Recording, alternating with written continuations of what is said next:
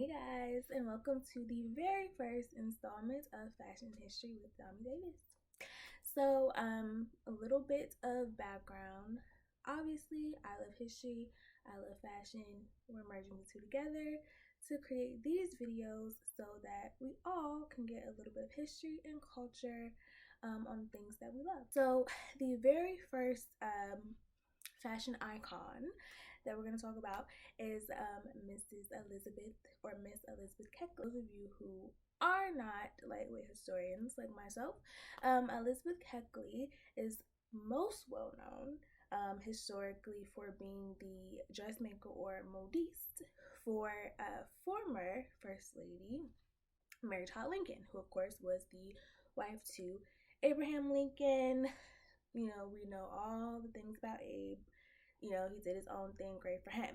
But we're here to talk about Elizabeth Kleckley. So Elizabeth really had this amazing story. She's from Virginia, actually. So shout out to VA, you know what I'm saying? Love it here. Born and raised. But she's from Virginia, actually, a town called Dinwiddie. She was born a slave.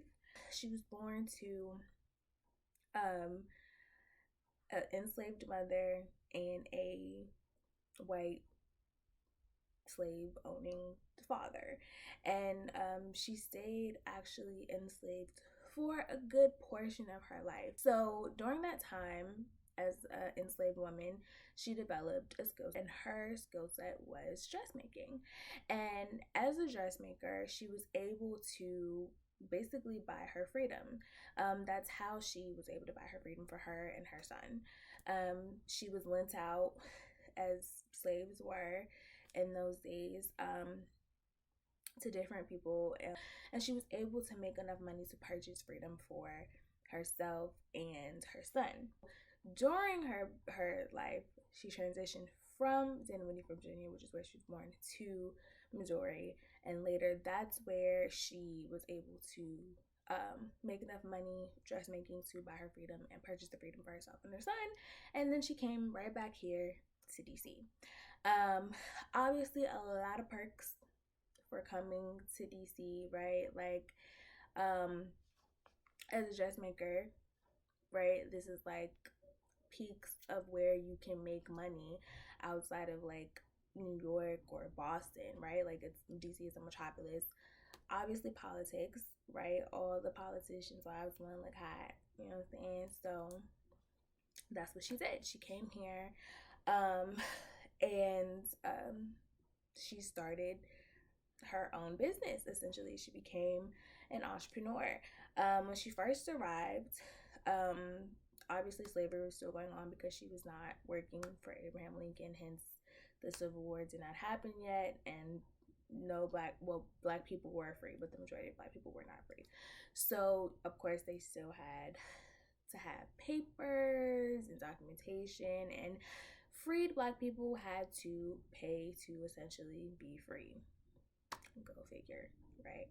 So she came here, and she realized soon that even though she was a skilled dressmaker, she didn't really have a clientele, the same base of clientele that she had when she left Missouri. And so she soon quickly realized that she couldn't afford to keep both herself and her son free in DC.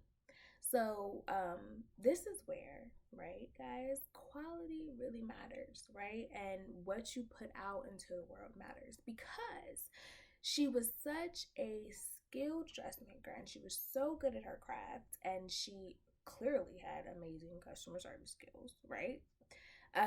One of her clients petitioned for her and her son, and so that is how she got on her feet and was able to stay in DC and build her clientele.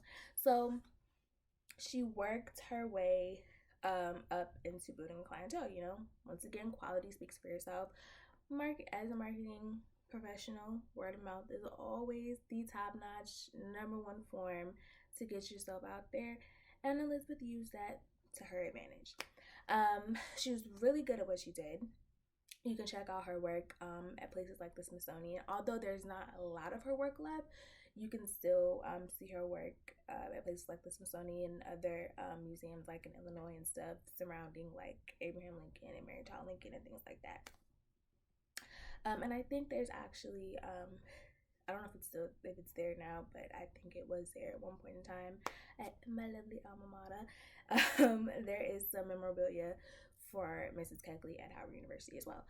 And eventually she was able to garner a lot of attention from, you guessed it, local politicians in the Washington D.C. area, and that's really where her name took off, right? So not only Mary Todd Lincoln, because Mary Todd Lincoln came later, she was of course in Illinois when Mrs. Kleckley was initially booming. Her business was booming.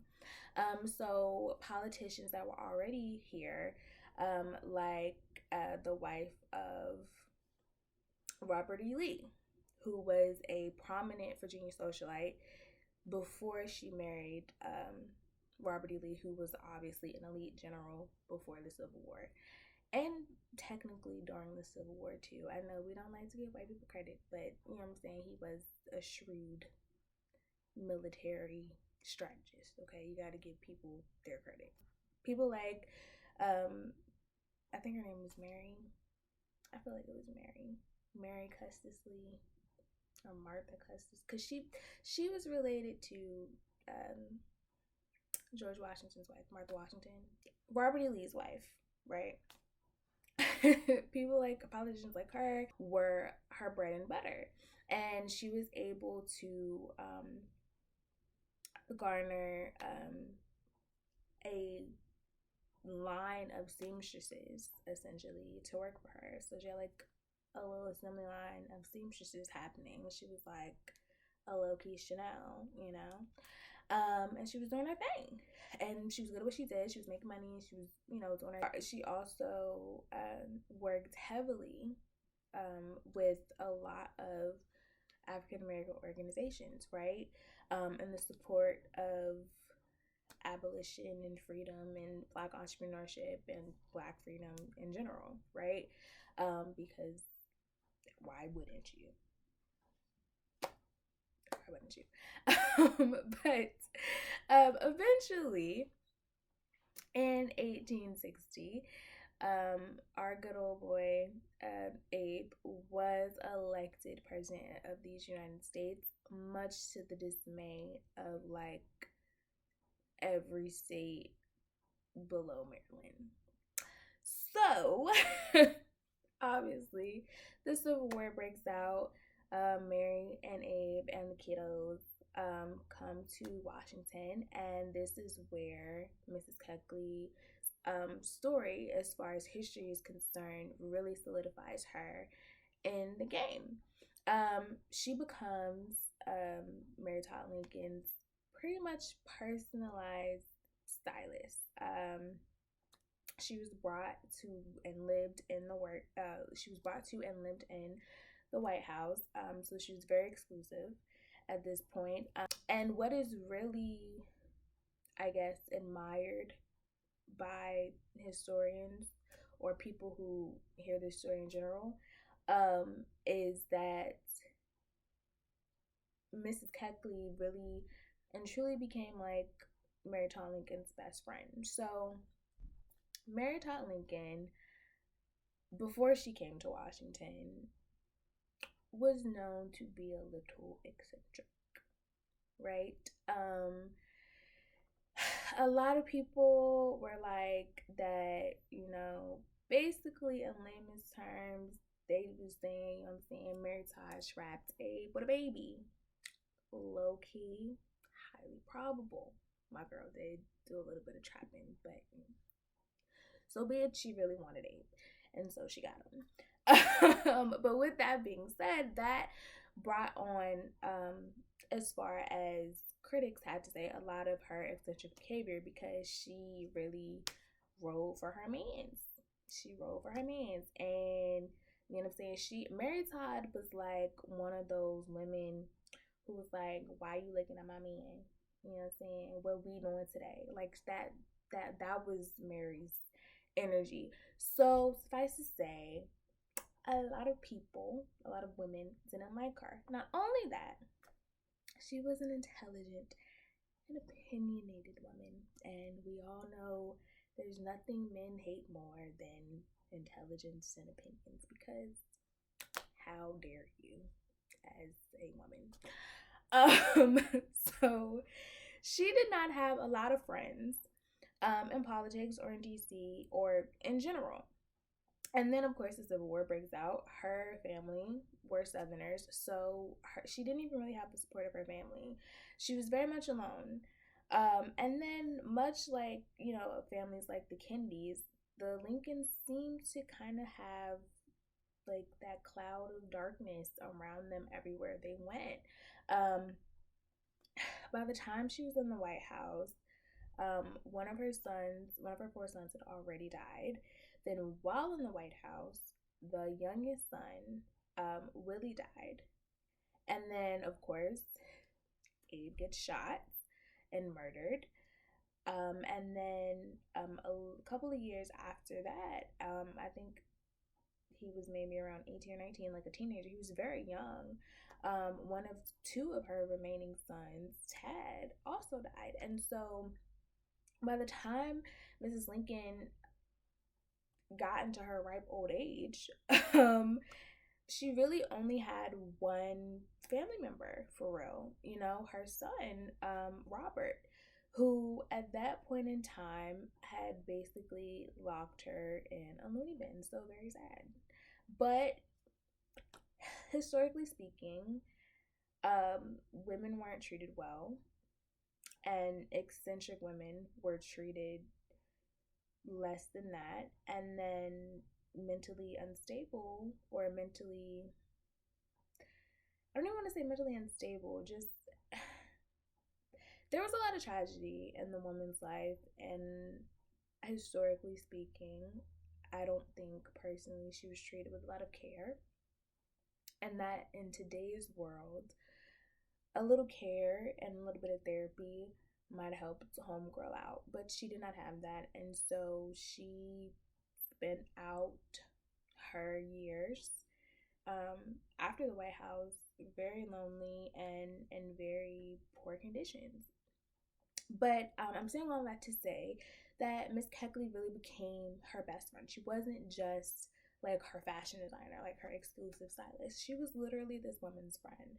She was this woman's confidant, which, works on more, which is important on more than one level, right? Because here we are in the midst of a civil war, where there's a legitimate working relationship between a white woman and a black woman. Not only the fact that Mrs. Lincoln gave Mrs. Kleckley enough validation to be her seamstress, she also was this woman's best friend. She was her confidant. She took her everywhere. She cared about her opinions just as much as she cared about the opinions of her husband. I mean, like, this was a real functioning relationship, and I personally think it spoke well of what people can be, right? Like, just real, legit, honest, 100% raw. Like, that's what they were. Their friendship really survived a lifetime. Like, it was one of those real, true friendships that we all cherish and, admire for ourselves in our own lives. And after Lincoln's assassination, Mrs. Kleckley even went back with Mrs. Lincoln and her two remaining sons, and was there as a friend, and and was there for her while she was working with the Lincolns, and she was an exclusive stylist to Mrs. Lincoln. She used her, as we would say in today's world, platform to further social and important social causes of the day, which of course in 1862 was the Civil War, and the non-enslavement of other African American people. So she used her platform to create a contraband relief association. And so that sounds a little like wonky, right? Because like, what is that? But in during the Civil War, enslaved people in the South were known as contraband. They were known as contraband because, historically speaking and constitutionally, Black people were chattel. They were property. And so, with that, because the Civil War is a war, wartime measures allow for certain practices to occur. So when you go into things like when you go into any enemy territory, right? And let's say you side A wins the battle, right? Like obviously side A is like then going into the city or wherever the battleground was, and they are able to confiscate like artillery and gunpowder and capture people. That's how we get prisoners of war and all this other type of stuff. And so in that spirit, enslaved people oftentimes left with the Union Army. If the Union Army, like won a battle or whatever, enslaved people would often leave with the Union Army, most notably General Sherman, William Tecumseh, and Sherman's march to Georgia, right? They obviously did this because, they felt like obviously my chances might be a little bit better here than here. Like so many situations in that day and age, it was really a toss up and, kind of up to the Lord how your fate turned out. So for some people, they were able to kind of ride that train up to places like Alexandria, Virginia, or D.C., where the Union Army, even though Virginia was a Confederate state, obviously Richmond was capital of the Confederacy, cities like Alexandria were kind of held by the Union, probably because of the proximity to DC. And so, like, if you ever heard of like Union Street or whatever, it was a street in Alexandria, and basically it was like I think it was a hotel, and it was like made into like a makeshift hospital, but it was like primarily like Union based, right? If that makes sense. And so in areas like that in DC, if an enslaved person could get to those places, even there they were still technically called contraband because that's what they were. Because there's so many like little things that tie together, because during the Civil War, like laws didn't go away. So like the fugitive slave law was still very much a thing, and it could still very much be enacted. It's just who had the time, because most people were fighting in the war. So that's why like enslaved people kind of had to be coined as contraband, even though that sounds just as dehumanizing as being called a slave. But it's kind of like, one of those things that you gotta eat it to make it to a better situation. So that's all a long story to say that she started this association for contraband, which is really just a term for escaped enslaved refugees that came to places like Alexandria, Virginia, and DC and surrounding areas. And it kind of just helped them, it provided food, shelter, if they could, probably jobs, so things like that.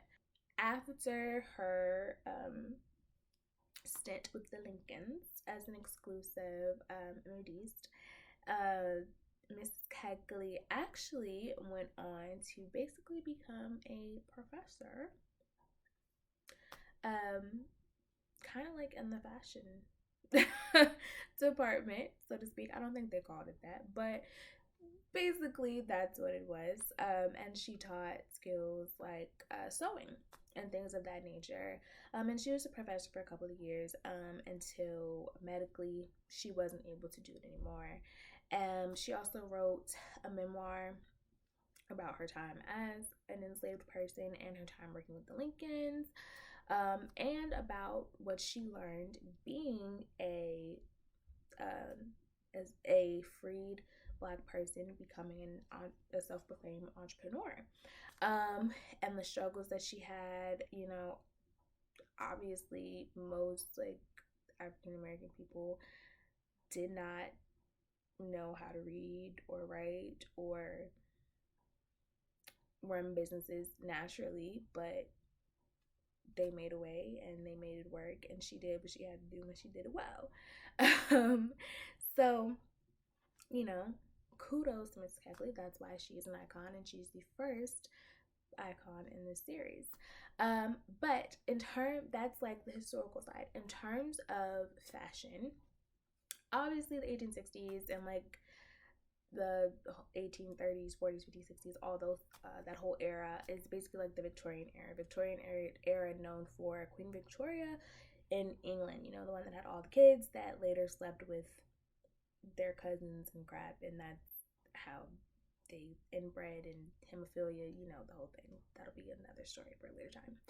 But it's the Victorian era. So Mrs. Keckley, as most fashion icons do, she kept in line with the fashion of the day because that's what her clientele wanted to be wearing. Her clientele, for the most part, were upscale political women, and they were going to political events. I mean, she worked for the first lady, so that even means, like foreign events. So you very much had to keep with the times while still, adding your own little twists and whatnot. A lot of historians and biographers and whatnot will describe Miss Keckley's style as not only Victorian but very sophisticated, because Black grandma chick is nothing of not sophisticated, honey. So she kept, very clean stitching and lines. I guess a good way to describe it would be like very monochromatic looks, very elegant fabrics for the day. Like a lot of brocade, I believe, is like a fabric of the day that was worn or lusted after, things of that nature. Probably some silks and velvets. That kind of keeps in line with the era. All in all, Mrs. Keckley lived a hell of a life, right? An incredible story, an incredible journey, and I only gave a snippet of what I'm sure her life entailed. Mrs. Keckley is one of those people who, in my opinion, contributed a lot to the world. And in her day, she received her credit from Black news outlets and media of the day, but she could definitely be given more, you know? She did a lot with what the Lord gave her. She definitely made her lemonade. She's a type of woman that all of us Black girls out here should admire. She did what she had to do. She made a way. She saved her coins. She got her and her baby to a better place, and she became a booming businesswoman. Like, my girl was out here with a Fashion Nova boutique before it was a Fashion Nova boutique. And she made it amazing, and she had the political gentry of the period fawning for her work. What better way to solidify yourself as an icon in American fashion? So yeah, that is a Tommy Davis version story of Mrs. Keckley and how she blurs the lines between fashion and history. Next up will either be Jacqueline Kennedy, because we love a Jackie O moment, or Coco Chanel in World War II with the Nazis. We shall see. Both will get done, but we'll just see which one goes first. Drop a comment below if you have a preference or if there are other notable stories that you think will be worth sharing in the Dami Davis way for Fashion Meets History.